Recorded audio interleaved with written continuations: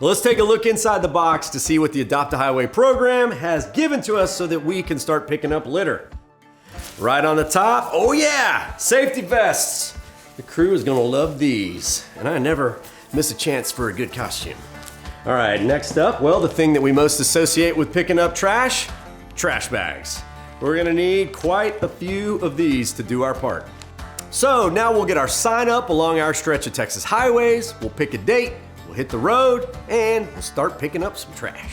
We've agreed to clean up our little stretch of highway 4 times a year for at least 2 years, which frankly is something every Texan should think about doing. So if you see your fellow Texans on cleanup day, say thank you. Come join thousands of Texans and keep litter off our highways. If you want to adopt a highway yourself, well, that's even better. Let me know your stretch of road and the date of your cleanup, and my team and I might just stop by and say howdy, as long as there's no goats. Adopt a Highway. Go the extra 2 miles.